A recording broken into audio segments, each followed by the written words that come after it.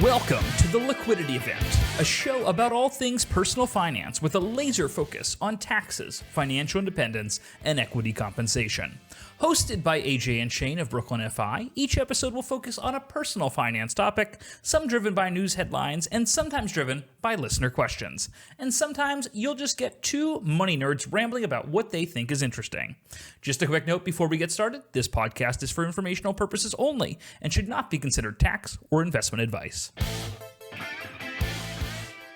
Hello and welcome to the Liquidity Event. I am your host, Shane Mason. And I'm Ethan Burroff. There he is. You nailed it.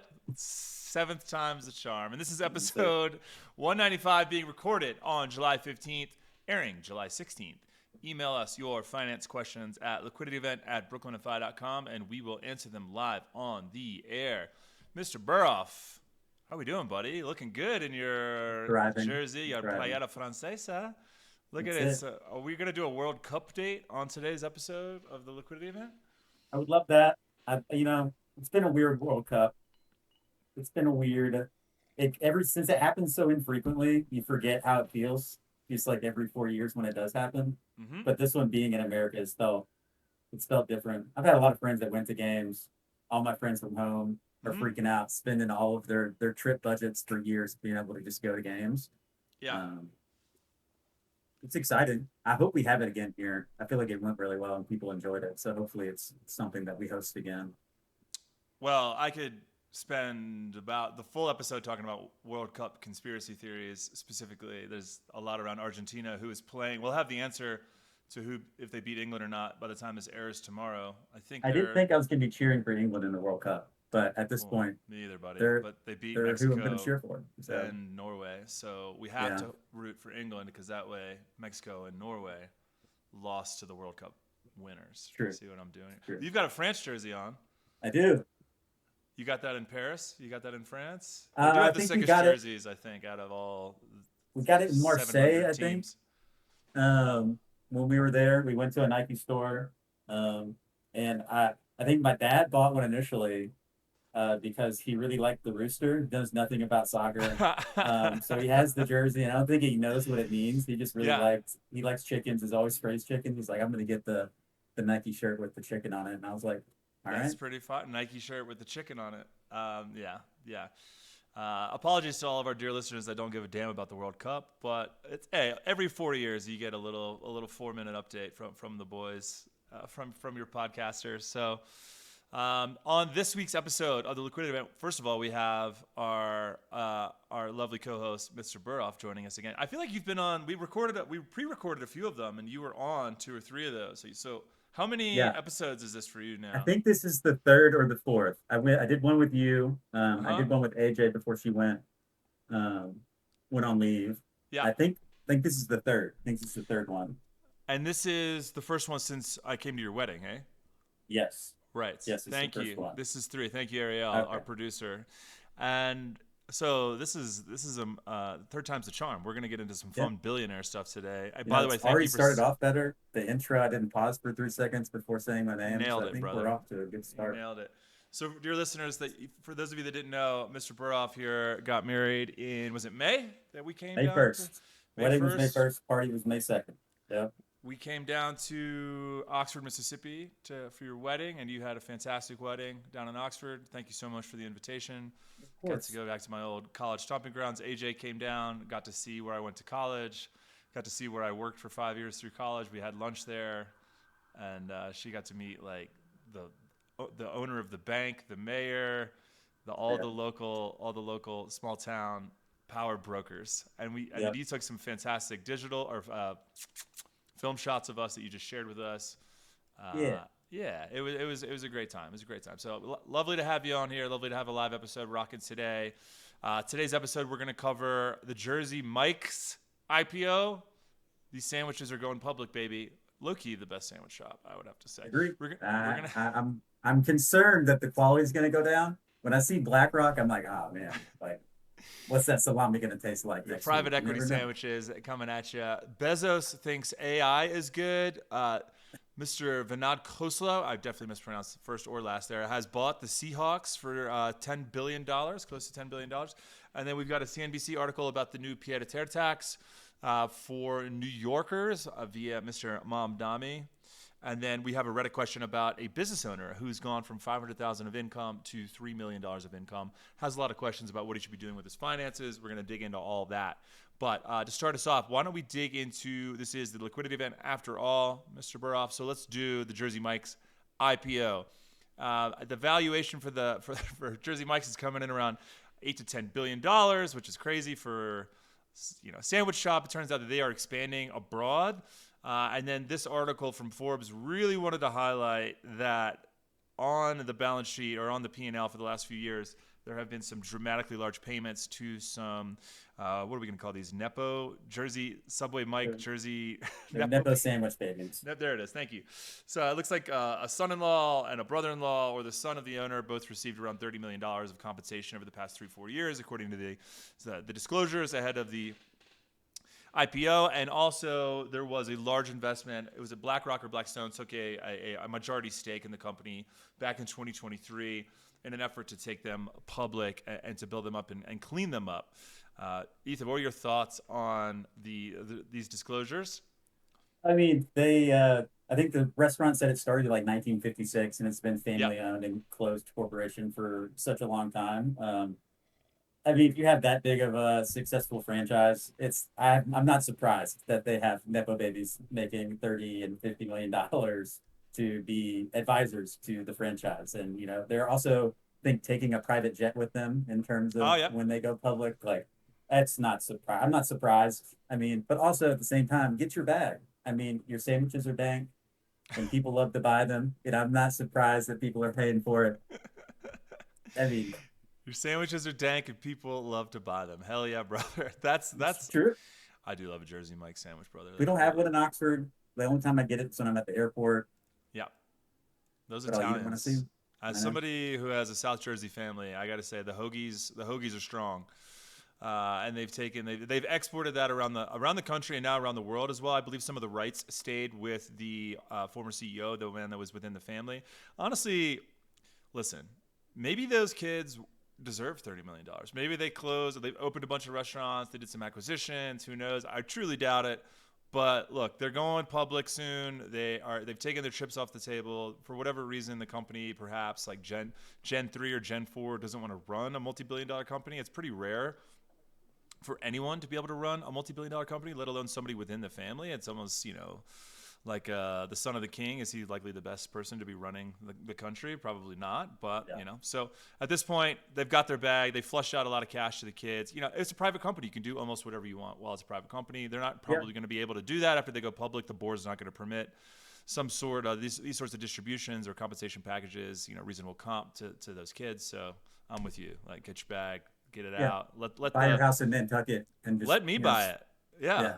Let me buy some of this company because I love the sandwiches. Retail story. All right. Next article is from Yahoo Finance. Mr. Bezos, apparently, I didn't realize this. He is the co-CEO of an AI startup called Prometheus, of course. It's named after. They love to come up with these dystopian names for all these companies. Yeah, the mythical, Tolkien-esque Greek mythology instead of Tolkien or Finnish mythology. And he said that technology has the potential to dramatically increase productivity. He's talking about AI. It's going to raise living standards and even make it possible for some families to live comfortably on a single income. Do not be worried about what AI is going to do to you, according to Mr. Bezos. I know why people are pessimistic, he said. They're pessimistic because a bunch of smart people are telling them to be pessimistic, but those people are wrong. No explanation. Of course. What do you think about the co-CEO of an AI startup saying that AI is good? I think it's crazy to think that you're gonna get people going down to single income households when, I mean, what, beef is like $12 a pound? I don't see AI reducing the cost of that type of living. I mean, I feel like they're taking the water and the power that could be going to those types of things and draining the Colorado River Basin to fund their AI warehouses. I don't know how they're expecting for the alfalfa crop to continue growing if they're taking all the water for the memes that I like to make on ChatGPT. So I'm pessimistic. All right, R.I.P. Sora. Yeah. Yeah, how could you be optimistic when we have no plan for universal basic income? We have one of the worst. I mean, we've been trending. Our wealth inequality in this country has been trending in the wrong direction for 50 years. The richest people in the world, such as Mr. Bezos, famously low-paying taxpayer. Not to be a billionaire basher, but like you just don't have any evidence of any trickling down of money from the top. And we've got all these trillion-dollar companies and the first trillionaire. Like, hello, we had our first trillionaire of all time this year. Just trust us is not going to work. But you got to PR. You have to PR Mr. Bezos, and he is not a dum-dum, so he's doing what he does. Speaking of billionaires, we have a Fox News article. Apparently, we have another sports item today. Sports. Mr. Burhoff. Ariel really hooked us up with billionaires and sports, knowing her audience. She's got two Jersey boys that hate billionaires. For the listeners that are just watching. Just listening and not watching, Ethan and I both I have a Japan jersey on, and he's got the French jersey on. So it's sports day here in summertime on the liquidity event. Fox News, Vinod Khosla, the co-founder of Sun Microsystems, has agreed to purchase the Seattle Seahawks, the NFL football team, for those that don't know, for $10 billion, the most expensive acquisition of an NFL team ever. Vinod was previously the minority owner of the 49ers out of San Francisco, but he's taking his ownership up north to Seattle, and he's actually buying the company or the sports team from the co-founder of Microsoft, the Paul Allen estate. Since he passed away in 2018, his wishes were that all of his assets would be donated to charity. So we've got another San Francisco or another tech co-founder coming in to carry the torch of the prior. They're the defending champs of the So it's strange that they were sold right after the defending champ. It's got to be overpriced, right? How does they're it? Also, their MVP player, the player who won the MVP in the Super Bowl, also left a couple of months right after they won. And then, I mean, it's a rebuilding. Someone's going to be, I mean, I think they'll still be good. Seattle's always good. Their defense is always good. My favorite part about this article or this coming to light with them purchasing it is that there's a newfound interest in the lawsuit that he's been fighting for like the last 20 years. Mr. Khosla? Yeah, he bought I'm unaware. Fill me in. He bought a beach residence in California, private beach residence. I don't know how many acres it was. It was a large residence on the beach, and he blocked off a road that had been previously used for public access to the beach. And it's been in about a 20-year lawsuit with the state of California and a variety of people about accessing the beach. He wants it to be private for him, and everybody else in the world wants to be able to go to this beach. And it seemed like it kind of died down, like people had stopped caring, but now people care again because they're like, this guy, he's able to buy NFL teams. He should let people walk around on the beach. Come on. Are you telling me that a billionaire would use the legal system? No, he has. To get something he doesn't deserve? He appealed it to the Supreme Court. And the Supreme Court said we're not picking this up. What a dickhead! I really liked him. I really liked him until you told me that. I mean, the Supreme Court didn't pick it up, and they thought it was going to end. But if you have the power to be able to push your property dispute to the Supreme Court, that's a lot of power. Like, I feel like there's more important cases for them to be appealed than access to your beach access in California. Like, let people walk their dog, let people fish. I thought all the beaches in California were public. That's the argument. And then he found some obscure reference that in the 50s, the owners of this residence were charging visitors for parking. Therefore, it was never public access. All right. He didn't find it. Like, one of his 44 lawyers found it and is making a nebulous claim. Some other fun information about Mr. Khosla. After Sun Microsystems, he founded Khosla Ventures, which is one of the most legendary VC firms in the Valley. OpenAI, DoorDash, Affirm, Instacart, and Block, formerly known as Square, were all early investments or early-ish. So he's fantastically wealthy. I don't know how many billions. Some solid picks, yeah. Pretty good picks. Those are just the highlights from the company. So, just a reminder that when you already have enough money, more money than God, what else can you buy? And that's clout, and that's typically what whether it's a hotel chain or a company like, or a sports team is a very easy way to become a local treasure in a community because you already have enough money. What else can you do? You can't become cool, so you try to buy cool via a sports team, and then you get to bring people to the game. You get the owner's box. You get to influence things. But We've got another Nepo baby. This is not a sandwich Nepo baby. This is yes, his his son. son, yes, which had to be mentioned in the the article. I wonder how much it costs to get the son in there. The spouse as well, who is also fantastically successful in her own right. All California families. All right, that brings us on to speaking of homes and taxes, et cetera. We do have an article from CNBC just covering the Pied-à-Terre tax that Mr. Mamdani and his administration has pushed forward in an attempt to battle the billionaires.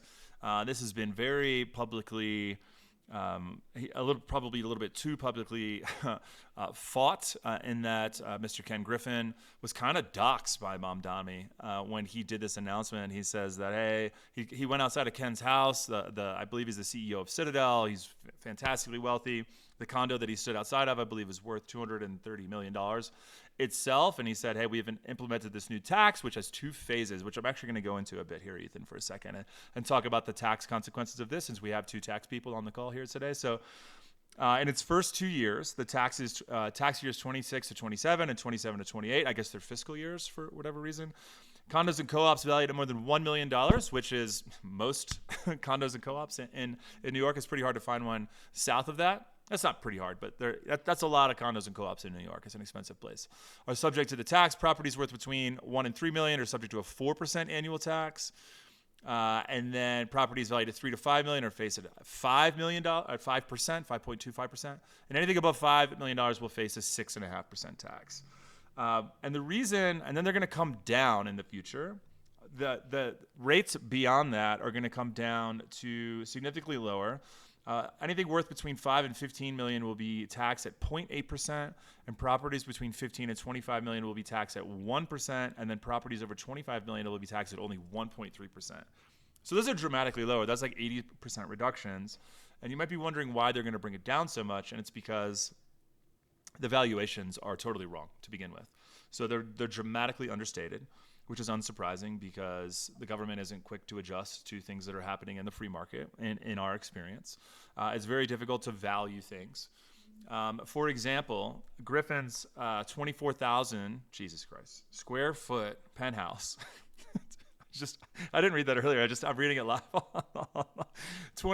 Why would you need a 24,000 square foot penthouse? He bought it in 2019 for $238 million. According to the city registries, which is public information, it was only valued at $15 million. Why? Why is it only valued at $15 million? Why can't we just look at the latest sale and then update the valuation to that amount? Anyway, so his property tax bill for the first year of this will be $858,000, but after we update the update the valuation and then bring down the rates, I think he's going to pay like $5 million a year or something. Ethan, yeah. I just spoke a lot about this. What do you? I think it's been catching a lot of flack because it's pissing a lot of really wealthy people off in New York City. But this isn't. Oh, no. I don't think it's super strange. I mean, like Mississippi has a homestead tax exemption where your property value is cut nearly in half if it is your primary and single residence. Like it shouldn't be out of the realm of possibility that you're going to pay more money for your second, third, fourth, fifth home. I think that's realistic. I mean, for the record, this is for people that do not live in New York City. If you live in the condo, you don't pay this tax. Ken Griffin lives in Florida. I wonder why he lives in Florida. Yeah. Why would he live in Florida when his businesses are anyway? So you're saying we have a homestead exemption for people who live in the home, so that they don't have to pay your primary home. So I think that the idea is not foreign. It's just now all these people are having to pay up to get to enjoy these things while also avoiding taxes living in another state. So you got to give them a piece of pie. Like one of these guys said somebody in this article said people are going to get sticker price shock from the taxes. Oh no. If you're not getting sticker price shock from paying $240 million for an apartment and you're concerned about the taxes that you're paying on it, maybe you should look elsewhere to drop the $240 million. Yeah. Bear in mind that schools are funded via property taxes. And I hope that the Pied-à-Terre tax is going to fund these schools as well. And I would bet, I don't know how old Ken is or how old his kids are, but I would bet my life that his kids are not going to school in Florida versus a New York City private school or Riverdale in the Bronx or what have you. Now, I didn't actually look this up because I don't want to continue to dox this guy or look into him. But yeah, I mean, wealth inequality is off the charts, especially in New York City. It is one of the most unequal places in the country, unfortunately. And I think it's time that we see an adjustment. And this isn't the biggest deal. It's for people that don't live there. Make a contribution. And by the way, free up some housing stock. If this is what keeps you from buying a second home in New York, let's free up that housing stock to bring down the cost of living, make New York cool again, which it still is. We don't need to do that. It's already cool. All right. Next article that we have here, or item that we have here, is a Reddit question. It's kind of long, so I'm going to kind of paraphrase here. My business has been expanding quickly for the last couple of years. 2026, looking at $12 million gross with $2 million of net. It's an S corp in California. Next year, looking at $16 million with $3 million flowing to the bottom line. I don't know how he knows that, but I guess he's got a good advisor that's doing some, and we'll circle back to that advisor part here in a second. I'm beginning to interview wealth management firms and advisors. So far, met with one guy I've known for a decade, but he's asking for a $3,000 monthly retainer. Oh my God. Plus points on a total money invested. That's a funny way to put it, points. That's the VIG, brother. Doesn't sit right with me, so I'm continuing my search. Meanwhile, I want to understand myself what a good strategy would be, so I'm asking a bunch of strangers on the internet. He didn't say that part. I added that part. From what I've read, maxing out retirement accounts is a good idea. I have a house valued at $1.6 million, $600K mortgage, 3%, so I'm not going to pay that off. Current assets are $400K in cash. What? $50K in Bitcoin. Who cares? An investment property valued at $950K. I got you with that one. He's got a couple of real estate things. So he wants part-time jobs, I guess, because he's got cash flowing real estate. Surprise, surprise. Another spec house that's listed for sale. I don't know what spec house is. My lifestyle costs about $300K annually all in, which leaves him quite a lot after $2 million of income. Post-tax, it's probably $1 million, which means he's got $700K to invest. I'm looking to deploy $400K cash, which he just mentioned before. So I guess all of his cash, which an advisor would never say do that, along with about $1.7 million that is coming by the end of the year. I guess pre-tax? You're not getting that, brother. This is riddled with problems just off the jump. Yeah. Do I just dump it all into the market at once? ? So far, this is what I'm looking at: S&P, some ETFs, and some bonds, and to be able to sell and pay the taxes eventually. Can you kind folks let me know if I'm on the right track? Specific advice would really be appreciated, and I want to be educated going to the next couple of meetings with advisors. Ethan, your first thoughts? I mean, I'd say sell the crypto. That's pretty small bones. Sure. It's probably worth. He wrote this 4 days ago. Crypto is probably worth 30% more in January. So I'm sorry about that. So I think you should get out of that when you can. Mm-hmm. I mean, if you're making $2 million, putting and you have $400,000 in cash, you're going to pay a lot in taxes. I think that I would set that aside in a high yield and let that grow while you can until you finish out if you haven't filed, figure out what your tax liability is. If you can, I know this might not be possible. I would move out of California because they love to hit you, especially S corps, with a variety of taxes.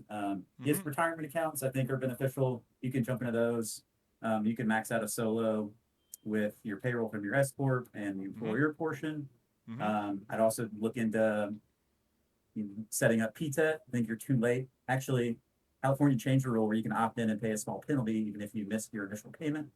So still getting to PTET where you can deduct the income or the income tax expense in California that you would pay on your personal level, but you pay it through the business to avoid the SALT tax cap. Yeah, forgot about the PTET.